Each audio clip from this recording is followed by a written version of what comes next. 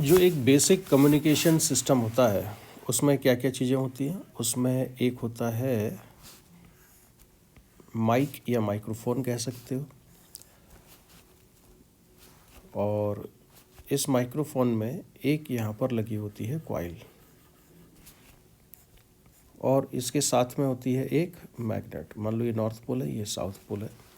तो जब यहाँ पर कोई बोलता है, ठीक है, किसी ने कोई बात की, तो वो सिग्नल जब इससे टकराएगा तो यहाँ पर एक मेम्ब्रेन होगा माइक के सामने, जो आपने देखा होगा। तो ये इसमें वाइब्रेशन स्टार्ट होता है। जब इसमें वाइब्रेशन स्टार्ट होगा तो ये जो कॉइल है, ये कॉइल भी वाइब्रेट करना शुरू करती है। ये जो कॉइल है ये भी वाइब्रेट करना शुरू कर देती है, ये भी इसी के साथ साथ। यानी कि ये वाली लाइन ये कॉइल के साथ ये कनेक्टेड होती है। तो अगर ये मेम्ब्रेन वाइब्रेट करेगी तो ये भी वाइब्रेट करेगा। जब ये कॉइल वाइब्रेट करती है तो मैग्नेटिक फील्ड के सामने होने की वजह से इसके मैग्नेटिक फ्लक्स में चेंज होता है, और जब इसमें मैग्नेटिक फ्लक्स चेंज होगा तो इसमें एक ईएमएफ इंड्यूस हो जाएगा, यानी कि एक इलेक्ट्रिकल सिग्नल डेवलप हो जाता है। उस इलेक्ट्रिकल सिग्नल की जो फ्रीक्वेंसी होती है, यहाँ पर जो इलेक्ट्रिकल सिग्नल हुआ या जो इंड्यूस्ड ईएमएफ आया, उसकी फ्रीक्वेंसी एग्जैक्टली इसी फ्रीक्वेंसी के बराबर होती है। ठीक है। इसके बाद ये जो इलेक्ट्रिकल सिग्नल मिला माइक्रोफोन से हमको, इस इलेक्ट्रिकल सिग्नल को क्या करते हैं, भेज दिया जाता है एक एम्पलीफायर में। तो यहाँ पर लगा हुआ होगा एक एम्पलीफायर जो कि सिग्नल को एम्पलीफाई करेगा। इसके बाद ये यहाँ पर होता है एक मॉड्यूलेटर। ठीक, एक लगाया जाएगा मॉड्यूलेटर। मॉड्यूलेटर किस लिए लगाया जाता है? मॉड्यूलेटर इसलिए लगाया जाता है कि यहाँ से जो सिग्नल मिला एम्पलीफायर से, वो एक ऑडियो सिग्नल था। ऑडियो सिग्नल को माइक ने किस में कन्वर्ट किया? इलेक्ट्रिकल सिग्नल में। Mic converts audio signal into electrical signal. ये इलेक्ट्रिकल सिग्नल में कन्वर्ट कर देता है इसको। ठीक है, तो हम इसको याद रखेंगे कि ये इसको इलेक्ट्रिकल सिग्नल में कन्वर्ट करता है। अच्छा, एम्पलीफायर क्या करेगा? एम्पलीफाई करेगा इस इलेक्ट्रिकल सिग्नल को। मॉड्यूलेटर की ज़रूरत हमें इसलिए पड़ती है कि यहाँ से जो इलेक्ट्रिकल सिग्नल आया है इसे भेजना होगा हमें एक ट्रांसमीटर के थ्रू। तो यहाँ पर लगा होता है एक, आगे होगा एक ट्रांसमीटर, इसको कहते हैं ट्रांसमीटर एंटीना। ये होता है ट्रांसमीटर एंटीना। ट्रांसमीटर एंटीना की ख़ास बात ये होती है कि जो वेवलेंथ ट्रांसमिटेड सिग्नल की है, इसका साइज़ उसकी वेवलेंथ के λ/2 के या λ/4 के बराबर होना चाहिए। एटलीस्ट इसकी साइज़ होनी चाहिए। अगर ये बाइपोलर एंटीना है तो उस वेवलेंथ की साइज़ होनी चाहिए एंटीना की साइज़ होनी चाहिए λ/2 के बराबर, और अगर ये मोनोपोल है तो λ/4 के बराबर। तो आप मान सकते हो कि λ/4 कम से कम साइज़ हमको एंटीना की चाहिए। लेकिन अगर जैसे ऑडियो सिग्नल की फ्रीक्वेंसी है 3000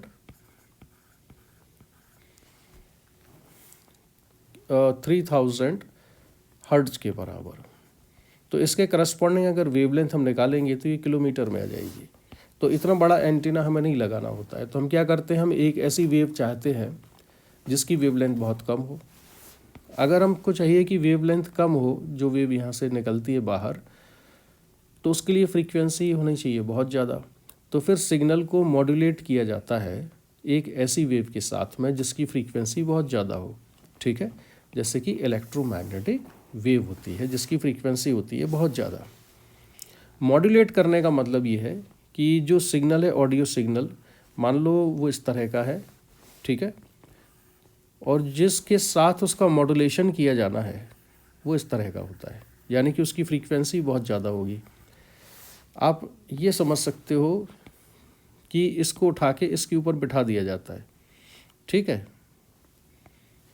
और फिर इसका मॉड्यूलेशन हो गया और फिर यहाँ से ये ट्रांसमिट हो गया सिग्नल को ट्रांसमिट कर दिया जाता है। अब सिग्नल ट्रांसमिट हो चुका है, इसको मैं यहाँ से हटा देता हूँ और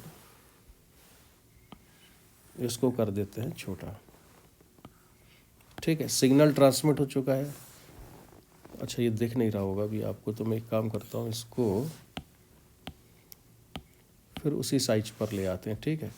इसके बाद ये सिग्नल को क्या करेगा, एक और एंटीना होगा यहाँ पर, जो ये एंटीना है इसको कहते हैं रिसीवर एंटीना। तो ये रिसीवर एंटीना सिग्नल को रिसीव करता है। रिसीव करने के बाद ये क्या करेगा, इसको एम्पलीफाई करेगा, फिर डीमॉड्यूलेट करेगा और फिर लाउड स्पीकर में भेज देता है, ठीक है। इतना काम ये यहाँ पर करेगा। तो अब हमने जो अभी तक डिस्कशन किया उसकी ख़ास बात क्या है, उसकी ख़ास बात ये है कि जो एंटीना का साइज़ है वो ट्रांसमिट की जाने वाली वेव की वेवलेंथ के λ/4 कम से कम होना चाहिए। λ/4 से छोटा एंटीना नहीं चलेगा, ठीक है। मोनोपोल अगर है तो रफली हमने इसको मान लिया है और इस तरह से सिग्नल को हम भेज देंगे। अब आता हूं मैं यहाँ पर, ये देखिए, जिस सिग्नल को हमें मॉडिफाई करना है, जो मैसेज है जिसको भेजना है सिग्नल को, वो ये वाला सिग्नल है। इसकी इक्वेशन हमने लिखी है, ये वेव की इक्वेशन है, इसकी सिंबल से कंफ्यूज मत होना। mt = am sin omega mt, जैसे सिंपल हार्मोनिक मोशन की एक जो नॉर्मल इक्वेशन हुआ करती थी, वो इक्वेशन होती थी जो हम पढ़ते आए हैं। SHM की जो नॉर्मल इक्वेशन होती थी y = a sin omega t, तो ये एम्पलीट्यूड होता था, ये डिस्प्लेसमेंट होता था। तो आप यहाँ पर मान के चलिए कि ये जो m है ये y की इक्विवेलेंट है, ठीक है। ये एम्पलीट्यूड है, ये एंगुलर फ्रीक्वेंसी है और ये टाइम हुआ करता था वही है। तो ये कोई अलग से कोई चीज़ें नहीं है, जो हमने पहले पढ़ा हुआ है ये वही है। तो जिस वेव को मॉड्यूलेट किया जाना है उस वेव का सिग्नल ये है, ये साइनोसॉइडल वेव ही है, ठीक है। Wave to be modulated, am क्या है, उसका एम्पलीट्यूड है, और ओमेगा m क्या है, फ्रीक्वेंसी है, एंगुलर फ्रीक्वेंसी है, जिसको कि हम रेडियन में मेज़र करते हैं या रेडियन पर सेकंड में। जिसके साथ मॉड्यूलेट करेंगे, जो कि इलेक्ट्रोमैग्नेटिक वेव के साथ, हाई फ्रीक्वेंसी वेव के साथ इसको मॉड्यूलेट करना है, उसका सिंबल हमने ये लिया है CT। जैसे इलेक्ट्रोमैग्नेटिक वेव हम लिखते थे E = E0 sin omega t -kx, उसी तरह की ये वेव है, बस इसमें x मिसिंग है। तो ये एक साइनोसॉइडल वेव ही है जिसकी फ्रीक्वेंसी बहुत ज़्यादा है। इस वेव के साथ हम मॉड्यूलेट करेंगे या इस वेव के ऊपर बिठा देंगे उस वाले सिग्नल को, जो कि कौन सा सिग्नल है, ये वाला, ठीक है। ये क्या कहलाती है, कैरियर वेव कहलाती है। ये इसका एम्पलीट्यूड है और ओमेगा c क्या है, एंगुलर फ्रीक्वेंसी है। अब इन दोनों वेव को कंबाइन कर दिया। इन दोनों वेव को कंबाइन करने के बाद जो मैथमेटिकल एक्सप्रेशन बनता है इसका, वो मैथमेटिकल एक्सप्रेशन किस तरह का होगा उसको भी ध्यान से देखिए। वो मैथमेटिकल एक्सप्रेशन बनता है इस तरह का, ठीक है। ये कंबाइंड वेव है, इलेक्ट्रोमैग्नेटिक वेव है। इसका जो एम्पलीट्यूड है वो ये होगा AC + AM sin omega mt। तो ध्यान दो, इसमें किया क्या है, इलेक्ट्रोमैग्नेटिक वेव के एम्पलीट्यूड में पूरी की पूरी जो सिग्नल, जो कि मैसेज है, इलेक्ट्रिकल सिग्नल, उसको हमने ऐड कर दिया है, ठीक है। यानी कि इसमें हमने लिखा था AC प्लस इसके एम्पलीट्यूड में पूरी वेव को ऐड कर दिया AM sin ओमेगा mt, ठीक है, और इनटू sin ओमेगा CT। तो देखो अब क्या होगा कि ये जो टाइम के साथ जब चेंज होगा तो इस एम्पलीट्यूड की जो मैक्सिमम वैल्यू आएगी वो आएगी AC + AM। वो कब आएगी, जब sin ओमेगा t की वैल्यू हो जाएगी +1। इसी तरह से जो साइन ओमेगा टी है यहाँ पर, इस साइन ओमेगा टी की वैल्यू जब -1 होगी तो ये एम्पलीट्यूड कितना बन जाएगा, ए सी माइनस ए एम। तो मैक्सिमम पॉसिबल एम्पलीट्यूड हो जाएगा ए सी प्लस ए एम और मिनिमम हो जाएगा ए सी माइनस ए एम। तो ये इक्वेशन है किसकी, मॉड्यूलेटेड वेव की। एम्पलीट्यूड ऑफ मॉड्यूलेटेड वेव कितना आएगा, A C plus A M sine omega T है। Maximum amplitude of modulated wave कितना है, A C plus A M. Minimum amplitude of modulated wave कितना है, A C minus A M के बराबर है। ठीक है, तो ये याद रखिए। इसके बाद एक चीज़ हम डिफाइन करते हैं, ए एम अपॉन ए सी, यह क्या कहलाता है, मॉड्यूलेशन इंडेक्स कहलाता है ये। ठीक है, मॉड्यूलेशन इंडेक्स है एम्पलीट्यूड उस वेव का जिसको कि मॉड्यूलेट किया जाना है, ए सी जिस वेव के ऊपर इसको बिठाएंगे उसका ये एम्पलीट्यूड है, और इसका जो रेशियो है ए एम अपॉन ए सी ये कहलाता है मॉड्यूलेशन इंडेक्स। 2 पॉइंट्स इसके बारे में याद रखो, इस पर क्वेश्चन आते रहते हैं। To avoid distortion in modulation value of mu is kept less than 1। तो प्रैक्टिकली जिससे कि मॉड्यूलेशन अच्छा हो, डिस्टॉर्शन क्रिएट ना हो, उसके लिए mu is kept less than और इक्वल टू 1। ठीक है, इसके अलावा इस बात पर ध्यान दो कि जो इक्वेशन ऑफ मॉड्यूलेटेड वेव है उसको ट्रिग्नोमेट्री थोड़ी सी लगा के इस तरह से एक्सप्रेस किया जा सकता है। किस वेव को, ये जो वेव मैंने यहाँ पर लिखी थी ये वाली, इसको हम थोड़ी सी ट्रिग्नोमेट्री अगर हम यूज़ करें तो ट्रिग्नोमेट्री यूज़ करके हम उसको किस फॉर्म में लिख सकते हैं, इसको लिखा जा सकता है इस वाले फॉर्म में। ठीक है, तो जैसे कि आप देख रहे हैं कि इसको हम अलग करेंगे तो ये A C sine omega C T mu A C by 2 cos omega C minus omega M minus mu A C by 2 cos omega C plus omega M into T, इसको लिख सकते हैं। ध्यान देना है कि इस एक्सप्रेशन में 3 साइनोसॉइडल वेव दिख रही हैं। ठीक है, 3 साइनोसॉइडल वेव है, एक ये, this is the second and this is the third. इस साइनोसॉइडल वेव की फ्रीक्वेंसी एग्जैक्टली कैरियर वेव की फ्रीक्वेंसी के बराबर है, ये थोड़ी सी कम है और ये उससे थोड़ी सी ज़्यादा है। तो क्या याद रखेंगे, modulated signal is consist of 3 elements, carrier wave of frequency omega C, second sinusoidal wave of frequency omega C plus omega M, third sinusoidal wave of frequency omega C minus omega M. Frequency variation of amplitude modulated wave is omega C plus omega M minus omega C minus omega M equal to 2 omega M. इसको bandwidth भी कहते हैं, maximum frequency और minimum frequency का जो difference है। ठीक है, 2 ओमेगा एम की ये बराबर है। और आ गया ये frequency spectrum of amplitude modulated wave, इसका अगर हम ग्राफ प्लॉट करें, इस एक्सिस पर ले लेते हैं एम्पलीट्यूड को और यहाँ पर लेते हैं फ्रीक्वेंसी को। ठीक है, तो इसका जो ग्राफ ये आता है, ये ए सी है एम्पलीट्यूड किसका, कैरियर वेव का, और omega C minus omega M के करस्पॉन्डिंग जो एम्पलीट्यूड है वो है म्यू ए सी बाई 2, और omega C plus omega M के करस्पॉन्डिंग जो एम्पलीट्यूड है वो 4 म्यू ए सी बाई 2 है। म्यू है क्या है, इंडेक्स ऑफ मॉड्यूलेशन है, ये ओमेगा सी है जिस पर एम्पलीट्यूड कितना होता है, ओमेगा सी। अगर आप देखें तो बैंड विड्थ कितनी है, ये बैंड विड्थ है यहाँ से यहाँ तक। ठीक है, ये फ्रीक्वेंसी बैंड विड्थ है, ये 2 ओमेगा एम के बराबर है।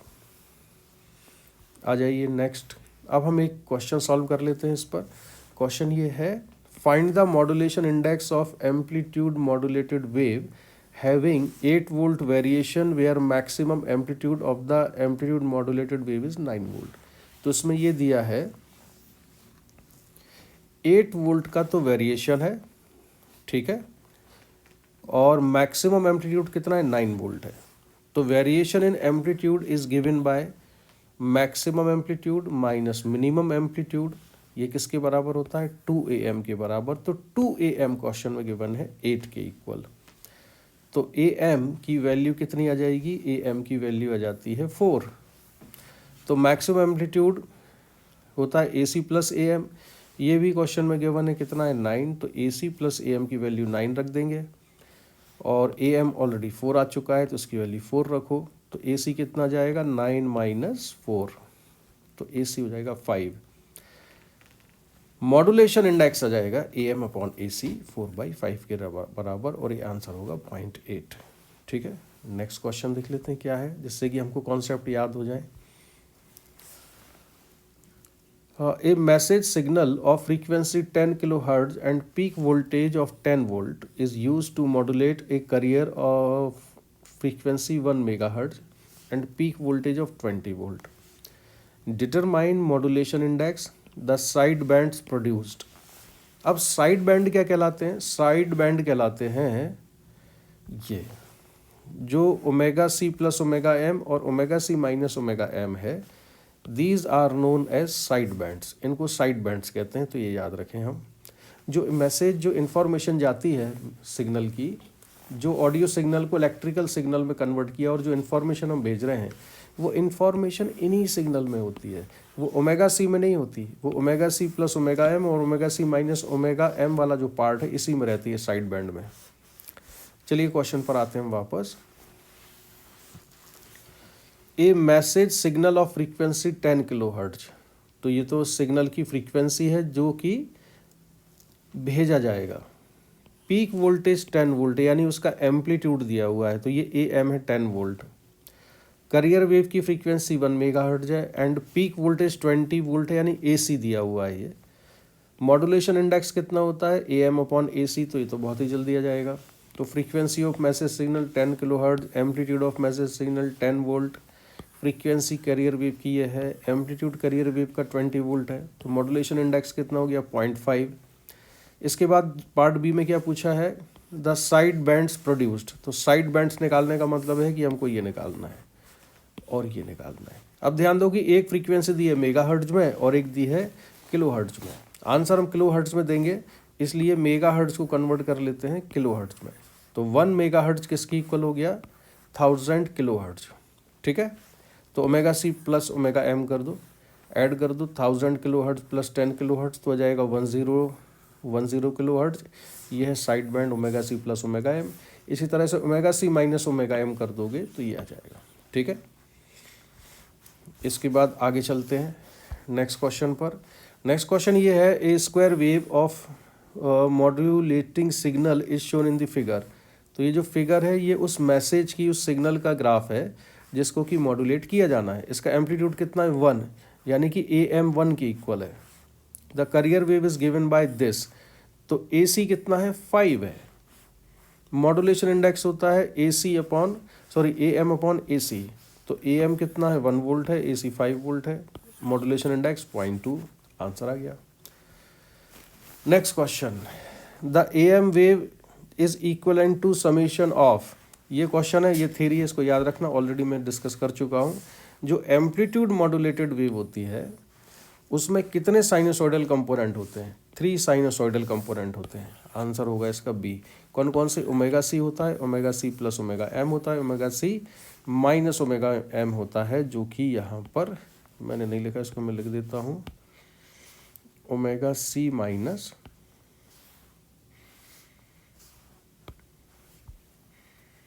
Omega C minus omega M, 3 component होते हैं। ठीक, नेक्स्ट क्वेश्चन देख लेते हैं। Which of the following is drawback of amplitude modulation. ये सारे ही ड्रॉबैक हैं, ये एक तरह से थ्योरी है, से याद कर लेना आप। लो एफिशिएंसी होती है, नॉइज रिसेप्शन होता है, ऑपरेटिंग रेंज छोटी होती है। ये एम्पलीट्यूड मॉड्यूलेशन की डेफिशिएंसी है, उसके नुकसान है, ड्रॉबैक है, तो ये आंसर इसका डी है। ठीक, चलिए आगे बढ़ते हैं। क्वेश्चन से हम सीखते हैं जरा कॉन्सेप्ट्स को प्रॉब्लम सॉल्व कर करके। इन amplitude modulated wave the amplitude of each side band frequency is, कितना है साइड बैंड फ्रीक्वेंसी का एम्पलीट्यूड? तो इसका आंसर होगा MEC/2। कैसे आएगा ये देखो, आपको डायग्राम में ही बना के दिखा दिया था। इनके करस्पॉन्डिंग, इन दोनों करस्पॉन्डिंग एम्पलीट्यूड कितना है? μAC/2। ठीक है, μAC, वहाँ पर AC की जगह सिंबल EC यूज़ किया गया है और म्यू की जगह क्या सिंबल है? M है, तो इसका आंसर हो जाएगा C। इसके बाद ये जो क्वेश्चन है ये भी आपको थ्योरी ही एक्सप्लेन करने के लिए है और उसको आपको याद रखना है। ठीक है, क्या क्वेश्चन है ये? Depth of modulation in terms of E maximum and E minimum is, यानी मैक्सिमम एम्पलीट्यूड और मिनिमम एम्पलीट्यूड की टर्म्स में डेप्थ ऑफ मॉड्यूलेशन कितना होगा। तो पहले तो हम ये वैल्यू चेक कर लें ये क्या होती है, ई मैक्स माइनस ई मिनिमम और ई मैक्स प्लस ई मिनिमम। तो ये मैक्सिमम एम्पलीट्यूड, ये मिनिमम एम्पलीट्यूड, ये मैक्सिमम, ये मिनिमम, ऊपर सब्ट्रैक्ट किया है, नीचे ऐड किया है। सिंप्लीफाई करोगे तो ये जाएगा 2am/2ac, यानी am/ac, और ये क्या होता है, मॉड्यूलेशन इंडेक्स होता है। तो आप याद रखेंगे this ratio is known as depth of modulation या मॉड्यूलेशन इंडेक्स, यानी मॉड्यूलेशन इंडेक्स का एक और नाम क्या हो गया, डेप्थ ऑफ मॉड्यूलेशन। ठीक, इसको याद रखेंगे। इसके बाद ये भी थ्योरी वाला पॉइंट है, इसको भी नहीं भूलना है। In amplitude modulated wave the information is contained with, कहाँ पर होती है, इसका आंसर याद रखो direct, only lower and upper side frequencies. ये इंफॉर्मेशन कहाँ पर होती है, omega C minus omega M और omega C plus omega M का जो साइड बैंड है, इनमें इंफॉर्मेशन चलती है। ठीक है, तो उसको याद रखेंगे हम। आगे बढ़ते हैं। अब ये भी एक बहुत ही इंपॉर्टेंट चीज़ है, इसको फॉर्मूले की तरह से याद रखना, डेरिवेशन के चक्कर में नहीं पड़ना, अभी इतना टाइम नहीं है हमारे पास। अगर पावर है अनमॉड्यूलेटेड सिग्नल की पीसी के बराबर, पावर है मॉड्यूलेटेड सिग्नल की पीटी के बराबर, मॉड्यूलेट कर देंगे तो पावर थोड़ी बढ़ जाएगी, क्योंकि उसमें दो तरह के सिग्नल हो गए हैं, एक मैसेज का सिग्नल है और दूसरा सिग्नल कौन सा है, कैरियर वेव का सिग्नल है। तो power of modulated signal is more. इनका जो रिलेशन है वो ये होता है PC equal to PT 1 + m²/2, जिसमें m क्या है, इंडेक्स ऑफ मॉड्यूलेशन है। आ जाइए नेक्स्ट क्वेश्चन पर। क्वेश्चन ये है, a radio can tune to any station in 6 MHz to 10 MHz band, the value of corresponding wavelength bandwidth will be. तो बहुत आंसर है, मैक्सिमम और मिनिमम वेवलेंथ का डिफरेंस निकालना है, वो होगा बैंड ऑफ वेवलेंथ। तो λ1 निकाल देते हैं, किसके करस्पॉन्डिंग निकाल दिया मैंने, 6 इंटू ये 6 मेगाहर्ट्ज के करस्पॉन्डिंग वेवलेंथ क्या होगी। इलेक्ट्रोमैग्नेटिक वेव की बात हो रही है, उसकी स्पीड होती है स्पीड ऑफ लाइट के बराबर। तो लैम्डा को लिख सकते हैं वेलोसिटी अपॉन फ्रीक्वेंसी, ये आएगा 50 मीटर। λ2 आएगा वेलोसिटी अपॉन फ्रीक्वेंसी, फ्रीक्वेंसी है 10 मेगाहर्ट्ज, जिसको कि लिख सकते हैं, अच्छा इसमें थोड़ा सा चेंज कर दूं मैं ज़रा, ये 8 ना हो कि ये कितना आएगा, 6 होगा ये। ठीक है, तो 3/3 इंटू 10 की पावर 1, यानी कि 30 मीटर बचेगा ये। तो ये 30 मीटर बचा। तो वेवलेंथ बैंड विड्थ कितनी हो जाएगी, इसको एक साथ ही लिख देते हैं जिससे कंफ्यूजन ना हो। वेवलेंथ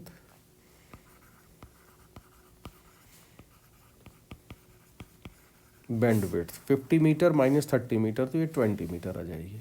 ठीक है, इसके बाद next question, in amplitude modulation a signal is modulated on a carrier wave such that maximum and minimum amplitudes are found to be 6 volt and 2 volt. बहुत ही इजी क्वेश्चन है। द मॉड्यूलेशन इंडेक्स, इसमें modulation index पूछा है percentage में, तो maximum amplitude ये होता है, ये 6 दिया है क्वेश्चन में, मिनिमम ये होता है, ये 2 दिया है क्वेश्चन में। दोनों इक्वेशन को सॉल्व करो तो AM आ जाता है 2 और AC आ जाता है 4। तो मॉड्यूलेशन इंडेक्स कितना हो जाएगा, AM/AC 2/4, आंसर 0.5। अब इसको परसेंटेज में कन्वर्ट करो तो 50%, आंसर कौन सा हो जाएगा, डी। आसान सा क्वेश्चन है बहुत। इसके बाद ये चीज़ भाई आपको याद रखनी है, ऐसे क्वेश्चन जो है भी एग्ज़ाम में आ रहे हैं। अच्छा पहले ये देख लेते हैं, ये बिल्कुल फ्री के मार्क्स है इसमें। तो in the case of amplitude modulation to avoid distortion the modulation index mu should be less than और इक्वल टू 1 होना चाहिए। तो इसका आंसर कौन सा है, ए है। ये जो चीज़ है ये आप याद रखना, आजकल ऐसे भी क्वेश्चन आने लगे। ये 2022 का क्वेश्चन है। इसमें ये पूछा है कि फेसिमाइल इससे क्या चीज़ ट्रांसमिट करते हैं, तो मैंने सीधे ना ये बना के लिख दिया जिससे कि आपका टाइम वेस्ट ना हो। जैसे कि गाइडेड मीडिया चैनल ठीक है। जो मीडिया चैनल होते हैं जो ब्रॉडकास्ट करते हैं प्रोग्राम, उसकी फ्रीक्वेंसी बहुत ही ज़्यादा होती है, ठीक है। तो इसको ट्रांसमिट करने के लिए क्या चीज़ यूज़ करना चाहिए? ऑप्टिकल फाइबर, ठीक है। फ्रीक्वेंसी मॉड्यूलेशन के लिए क्या यूज़ होना चाहिए? लोकल ब्रॉडकास्ट रेडियो होता है। डिजिटल सिग्नल होता है, ये किससे हो जाता है? रेक्टेंगुलर वेव से इसको भेजते हैं। और फैक्सिमाइल जो होता है ये स्टैटिक डॉक्यूमेंट इमेज होता है, ठीक है। तो ये आप लिस्ट याद कर लेना। इसके बाद दूसरा है, ये भी याद करने वाली चीज़ है, लेकिन ऐसे क्वेश्चन जेई मेन में आ रहे हैं आजकल। ये आया है 28 जून को। क्वेश्चन क्या है? टेलीविजन सिग्नल की फ्रीक्वेंसी क्या होती है? सबसे ज़्यादा भाई इसी की होती है। तो सबसे ज़्यादा कौन सा वाला दिख रहा है आपको इसमें? ये 6 मेगाहर्ट्ज़। तो टेलीविज़न सिग्नल। रेडियो सिग्नल की फ्रीक्वेंसी कितनी आएगी? 2 मेगाहर्ट्ज़ के आसपास। हाई क्वालिटी म्यूज़िक जो होता है वो 20 किलोहर्ट्ज़ के आसपास होगा। और ह्यूमन स्पीच होती है कि रेंज है 3 किलोहर्ट्ज़, ठीक है। तो इसको भी आप याद ही कर लेना। ये जो क्वेश्चन आया था इसका आंसर है सी। मैं इसमें मैच द कॉलम था, मैंने डायरेक्ट जहाँ पर लिख दिया है कि किसका क्या आंसर है, तो आपको याद कर लेना है इसको सीधे कि इतना होता है। इसके बाद एक और चीज़ है, इसको भी याद ही कर लेना है डायरेक्ट आपको। इसमें क्या पूछा गया है कि जो अलग अलग अर्थ के सरफेस के ऊपर थर्मोस्फीयर, मेसोस्फीयर, स्ट्रेटोस्फीयर, ट्रोपोस्फीयर जो है वो किस किस हाइट पर होते हैं? इसका आंसर है सी। मैंने डायरेक्ट लिख दिया है, तो आप इसमें से इसको याद ही कर लेना। इसमें कुछ कैलकुलेशन कुछ नहीं, बस रटा हुआ होना चाहिए। नेक्स्ट क्वेश्चन ले लेते हैं। ये रटन, इसमें क्या पूछा गया है? Amplitude modulated wave is represented by this. The total bandwidth of amplitude modulated wave is. तो फ्रीक्वेंसी बैंडविड्थ किसके बराबर होती है? 2 ओमेगा एम के बराबर। 2 ओमेगा एम। ये फ्रीक्वेंसी किसकी है? ओमेगा सी की। और ये फ्रीक्वेंसी किसकी है? ये ओमेगा एम है, यानी सिग्नल की फ्रीक्वेंसी है। ये है। ऑप्शन किस में दिए? हर्ट्ज में। तो हमें ये ओमेगा वाला नहीं लेना है, 2 पाई हटा देंगे तो ये हर्ट्ज में कन्वर्ट हो जाएगा, ठीक है। तो 2 ओमेगा एम की वैल्यू आएगी 2 इंटू 10⁴ या 20 इंटू 10⁻³ या 20 किलो हर्ट्ज। तो आंसर होगा इसका सी। बहुत ही आसान क्वेश्चन है, केवल देख के आंसर दे सकते हैं। तो ये तो कुछ क्वेश्चन थे जो कि हमने कॉन्सेप्ट को सीखने के लिए सॉल्व किए। इसके अलावा कुछ टर्मिनोलॉजी और है। इन टर्मिनोलॉजी को और मैं चाहता हूँ कि आप लोग याद रखें। जैसे कि एक टर्म यूज़ होती है ट्रांसड्यूसर। ट्रांसड्यूसर का मीनिंग है any device that converts one form of energy into another can be termed as transducer, ठीक है। इसके बाद एक और चीज़ होती है attenuation. The loss of strength of a signal while propagating through a medium is known as attenuation. इसको याद रखना, एटेन्यूएशन का मीनिंग क्या होता है। इसके अलावा एक चीज़ होती है रिपीटर। रिपीटर क्या होता है कि ये तो मेन ट्रांसमीटर है, यह लगा हुआ है, यहाँ से सिग्नल जाएगा इस रिपीटर के पास, ये इसको रिसीव करेगा और इसको फिर ट्रांसमिट कर देगा, ठीक है। क्योंकि जैसे जैसे हम आगे जाएंगे तो सिग्नल की स्ट्रेंथ कम होती जाती है, तो कुछ कुछ रिपीटर ऐसे होते हैं जो उसको एम्पलीफाई करके भी ट्रांसमिट करते हैं। So a repeater picks up the signal from transmitter, amplifies and retransmits it to the receiver, sometimes with a change in carrier frequency. Repeaters are used to extend the range of communication system as shown in the figure. ये अर्थ का surface दिखाया हुआ है ऐसे spherical, ठीक है। ये NCERT से लिया हुआ है मैंने डायग्राम। Bandwidth of signals.